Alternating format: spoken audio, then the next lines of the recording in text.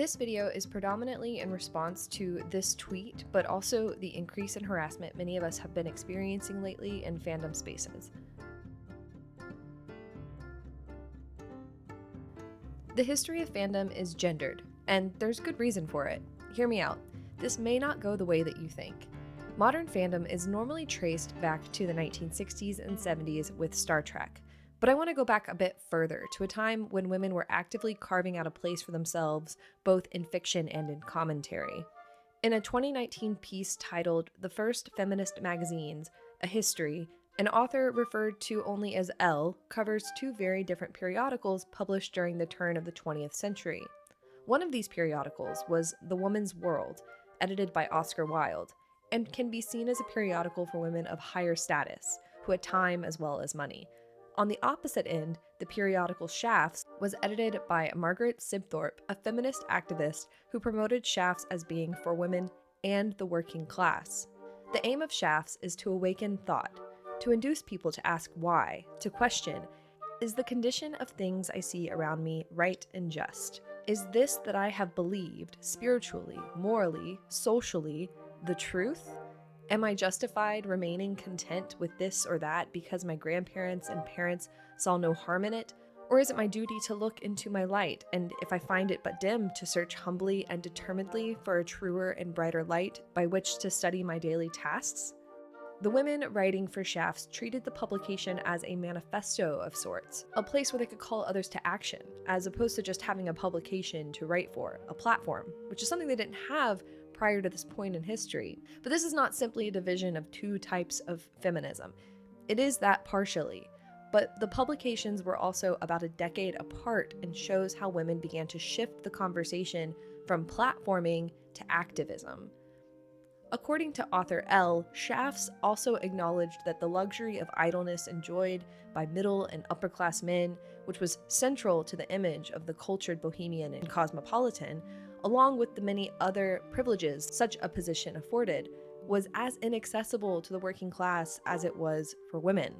And this history flows right into pulp fiction magazines and ultimately fanzines. These periodicals were always predominantly about community engagement, small publications released to a dedicated and passionate group of fans on a weekly or monthly basis, fans who may also write for that publication. And the way these groups divide themselves is often along political and social lines. In the 19th century, the idea of being a fan of a sport and then later hobbies, activities, and media started to take shape, and people who had similar interests not only wanted to experience or collect the thing that they were a fan of, they wanted to write about that interest and share it with others who were also fans. Then, 1920 brought with it advances for women, specifically women representatives in the US government, and the right to vote. The 1930s began to see self-proclaimed fans of certain media, especially in science fiction, and women were always a part of these groups, but they were very few in number. Remember, many women couldn't have their own bank accounts until 1974, so a group of women publishing and distributing a fanzine would have been impossible without a man to assist, depending on the state you were in, of course. And most of magazines and periodicals published and marketed as women's magazines were indeed published by men. Because of course they were, because women didn't have those kinds of opportunities back then. The self-defined fandom of the 1930s is the beginning of what some will call fanish tradition. But fanzines and published fanworks wouldn't really include women until women started to see themselves in the stories on screen, with Star Trek having a major influence on women fans. Women played key roles in this period, as they were often editors of fanzines and were responsible for the overwhelming amount of fan fiction that would eventually come out of the Star Trek fandom. In Talking by Letter, Andrea Horbenski summarizes that within the broader male-dominated Anglophone science fiction and media fandom subculture, which had roots stretching back to the 1930s, female fans quickly established a vibrant fan culture centered around physical interactions and forms of creative exchange, particularly the production of fanzines containing fan art and fan fiction, and conventions at which fans interacted with one another and purchased and read those zines. Women were always sort of at the forefront of creating these smaller communities within fandom. And this is when things get really interesting because the fanzine world starts putting stories with homosexuality, political questions, socioeconomic questions into the mailboxes and ultimately in the hands of young women all over the States. Even though the main topic, Star Trek, The Man from U.N.C.L.E., Star Wars, may not have included these themes, the fanworks did. In the form of commentaries, poetry, art, and fan fiction, these ideas were being communicated to people who otherwise may not have ever come across them. But in stories like Star Wars and Star Trek, where women held positions of power and the universe felt so full of potential, women and queer people and people of color could find an escape. But men were never as keen on zines and fanworks. Why is that? Because fanworks are fundamentally countercultural. If you don't see a need to imagine what if, then you're less likely to turn to fanworks. You're less likely to seek community if you're already getting what you want from the media. When a palatable feminist periodical began to be published, a more radical periodical published by women rose up to provide a more extreme alternative. When punk zines focused on boy punk band after boy punk band, probably the most famous zine ever, Riot Girl, was created. Their statement was clear. Because in every form of media, we see ourselves slapped, decapitated, laughed at, objectified, raped, trivialized, pushed, ignored, stereotyped, kicked, scorned, molested, silenced, invalidated, knifed, shot, choked, and killed. Because a safe space needs to be created for girls where we can open our eyes and reach out to each other without being threatened by this sexist society and our day-to-day bullshit. So fandom, as it evolved, tends to really break along these gendered lines. Women are knowingly creating places for themselves that are filling in the gaps of representation that they don't see elsewhere. Whereas men don't really have that need. If they do, they find it in a comic book shop. I'm speaking very generally, of course, and that's purposeful, because I think that being a fan of anything can feel very lonely at times. And I don't want to isolate men that feel that way. Rather, it's important to note that as lonely as you feel as a white man, you will not experience that loneliness as a woman, just like I will never experience that loneliness as a person of color. These are just very different experiences, and it should be acknowledged. In Don't Mess With My Happy Place, Understanding Misogyny and Fandom Communities, Gwendelyn S. Nisbett says, even though geek men fail to uphold masculine traits of physical and romantic prowess, they embrace hegemonic masculinity in terms of intellect. Geek masculinity often embraces facets of hypermasculinity by valorizing intellect over social or emotional intelligence. This group of geek men, who are often marginalized themselves, are trying to hold on to and perpetuate their form of hypermasculinity by belittling and marginalizing female fans. It's always just about punching down, and the more it's ignored, the more it will occur. Nisbett, who conducted a significant amount of research in this area, also notes that while most fans interviewed would say that misogyny is a problem in their fandom communities, when asked how they dealt with it, it was most common to simply ignore it. Very few cited a desire to take an active and vocal role in speaking out against misogyny. Findings suggest many didn't want to disrupt the community they generally enjoy. They adopted the attitude of ignoring and coping with instances of misogyny or barriers to female participation. And all that does is draw the dividing lines with a wider brush. Come on, you know this trip is men only. Not everyone should be taking action against misogyny. It's exhausting. Look, you're finer on me. Well, yeah, of course I am. You're not a girl. You know what I mean? No, please enlighten me. You know every Bond villain, you constantly quote Clash of the Titans, and you beat every Zelda game Nintendo's ever released. I mean... But there are too few who are willing to talk about it who actually have the platform. So then what are these dividing lines today, and how can we better understand them in order to encourage better behavior? A key part of being in fandom, especially in Star Wars fandom, is theorizing. Not everyone is into it, and you don't have to be in order to interact with fandom, but it is undoubtedly a very big part of fandom community activity when that story is still actively being told.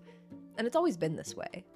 Between 77 and 80, the Star Wars universe was wide open because nobody knew how Han, Luke, Leia, Obi-Wan, Darth Vader got to where they were in the story. And a lot of us sat down and we started writing our ideas. I think there are predominantly two ways to view theorizing. One is foretelling, and two is imagining. When you view theories as foretelling, you are treating it as a game that you're playing against the writers.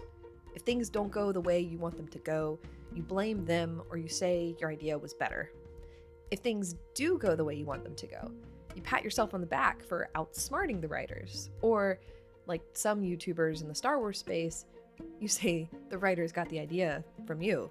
But when you imagine something could possibly happen in the story, you're playing a game with yourself and potentially other fans who want to join in that process. An example of this is the Adar is Celeborn theory. A lot of fans discussing this one have been having loads of fun imagining how it could work, myself included, even though it's a pretty absurd concept. It's not about being right or wrong, even though those words might be used. Rather, it's more about analyzing the characters or the themes from a slightly different perspective. And of course, you know what point I'm about to make. Women are often the ones that are in this space, making these sorts of outlandish theories. They're imagining rather than foretelling. And let me propose some reasons for why I think this happens. In 2014, 14% of fanworks hosted on the archive were tagged as alternate universe. In September 2024, it's now at 20%. Alternate universe and similar tags generally means that those fics weren't being told in the original setting. It could still be in the Star Wars universe, but it's just canon divergent. Tagging is more of an art than a science, but you get what I mean if you've consumed any fanfic. If the author is taking any creative liberties with the setting or significant plot points, then they'll usually tag it as alternate universe. Taking these characters from this existing story and placing them in a different universe or setting requires you to do several things. 1, it requires you to think creatively. 2, it requires you to bend or break the canon. And 3, it requires you to break down the characters, their motivations, and the themes of the story, and then reassemble them in the new setting. Often, fans who really appreciate lore and a more encyclopedic knowledge of the source material will be unable to do these things. However, in each of these things, a huge amount of research and knowledge is required. Names of planets sometimes become the names of locations in the new setting. And in order for them to make sense or be believable, many writers will make sure they get colors, smells, and other sensations accurate to the original location. And then, of course, is all the research required to incorporate the new elements as well. For writing fanfics alone, I've studied witchcraft, 17th century craft guilds, herbal medicine, underground MMA, sports therapy, Lovecraftian monsters, and of course, the lore of the worlds I'm inspired by. You might think just now, that's actually what a lot of male fans do. That's how they interact with fandom. They mull over Wikipedia. They know the names of ships and the planets and the names and the birthdays of all the background characters. Lore. The sacred Jedi text! So then why are we so divided? When fandom settled itself into online forums in the late 90s and early aughts, it was basically the first time female fandoms came so close to male fandoms. Prior to that, the zines and the conventions essentially kept them divided. To quote Henry and Cynthia Jenkins from 2012, they were two totally different worlds. So when online fandom was forming, misogyny struck like a lightning bolt. Women learned quickly that gender-neutral handles and names would keep them from being harassed, and men coined the term fake geek girls to describe women who didn't pass their tests of trivia. Further self-segregation occurs, and women ultimately create their own forums, mailing lists, message boards. They keep themselves separate and even secret from the other parts of the fandom so they don't get overrun by people who call them fake fans. This is when mailing lists become so important. If the internet is now for fanfiction, it is partly due to the legacy of the women who first went online in this decade, in the 1990s. Korbinski further explains that fans created secret lists not only to conduct discussions outside of the parameters of recognized mailing lists, for example, only including specific group of people or discussions that explicitly permitted multi-fandom or off-topic conversations, but also to engage in activities centered around content that inspired scorn from within the general community, whether that was slash or even more specialized and malign content such as kink. Mailing lists have long been out of fashion, and many of those fans that participated in them have moved on to social platforms. But now, a lot of basic protections are being removed from those platforms, and we're seeing the consequences of that initial segregation. The male side of the fandoms continue to be loud and dominating in the mainstream spaces, whereas women and people of color and queer people create their own spaces where they won't be harassed. I think that the way fandom history has been shaped by these gendered lines has resulted in a very extreme polarity. Taking away the countercultural elements, you're left with just reinforcing of stereotypes. Women create and men gatekeep, but women are just as capable of gatekeeping, and men can and do create fanworks. But you can see proof of this reinforcement of stereotypes in many fandoms all over the online space. Our expectations of where we should fit into the fandom community become the reality. And then we learn both good and bad habits from those communities. And that's when, I hate to say it, echo chambers can be very harmful. I don't actually prefer the term echo chamber for many reasons, but mainly because I think there's a more pressing issue here that's leading to a sort of echo chamber effect. Fandom now is incredibly individualistic. Fandom is no longer community-centric. Fandom doesn't have the place to be community-centric. Influencers create communities that revolve around them, not the media being discussed. Numbers and algorithms make you popular and getting paid. The hustle of it all is the proof of how much of a fan you are, not the things you're creating.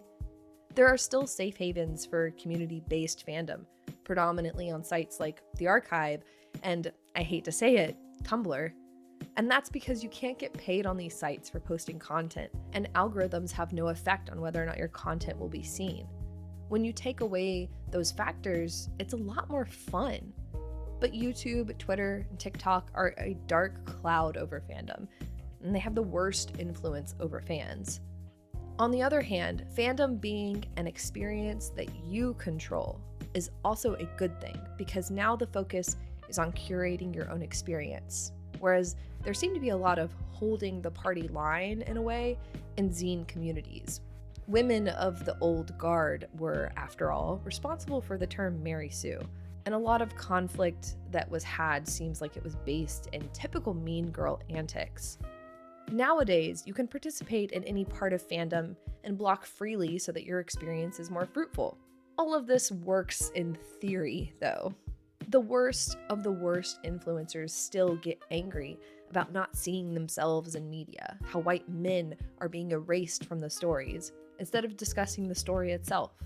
And when they do discuss the story itself, they lean on points about lore and how things should be, instead of discussing what could be, imagining something different.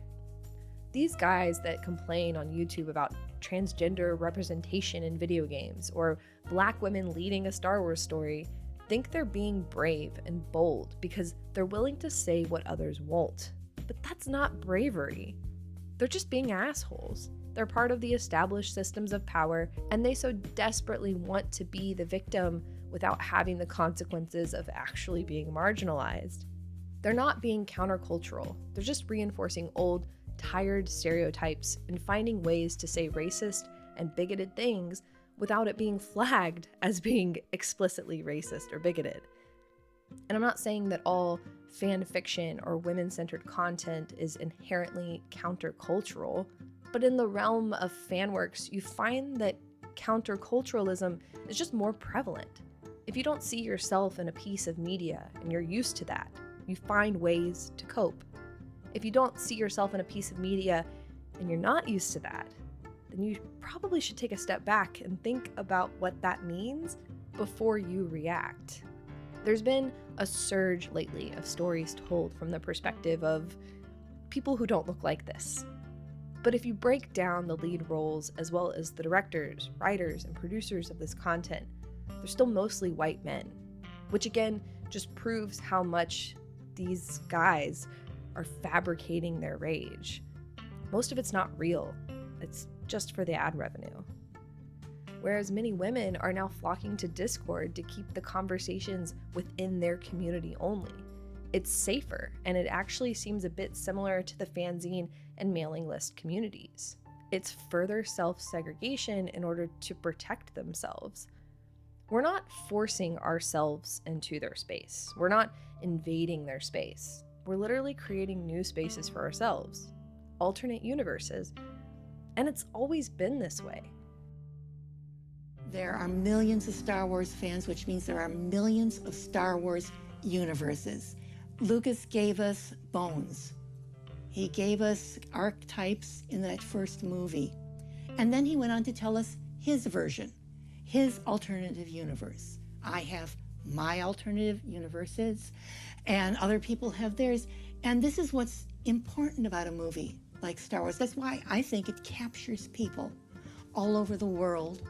And I would argue that the reason they're so upset about this is because they don't know how to create a community.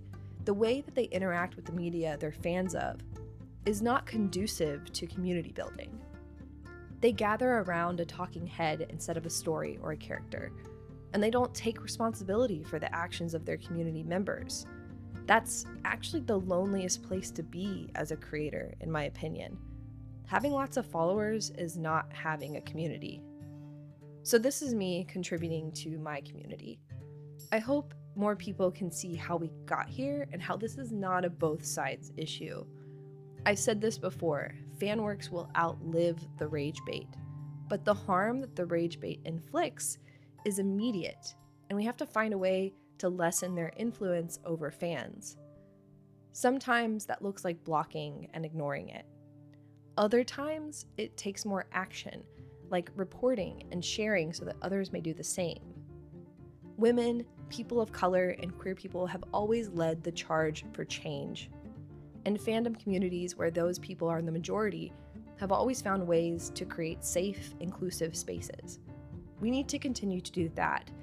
And we need to encourage men, not just men, but especially men, to dip their toes into these spaces and play nice with others in the sandbox. Maybe read some alternate universe fan fiction. I'm serious. Read it. Write it, even. See what kind of world others are making for themselves using the thing that you love as inspiration. Break some canon yourself, or simply accept that there's a world where Luke takes Vader's hand, where Obi-Wan doesn't leave Anakin on Mustafar, where Ben and Rey are not Force users, but instead fall in love at a university, where Osha accidentally becomes the stranger's roommate in a modern setting, or where Ki-Adi-Mundi was born just a few decades earlier. Thanks so much for watching. Do all the things that make this video get more eyes on it. Share, like, subscribe. I always hate this part, but do it.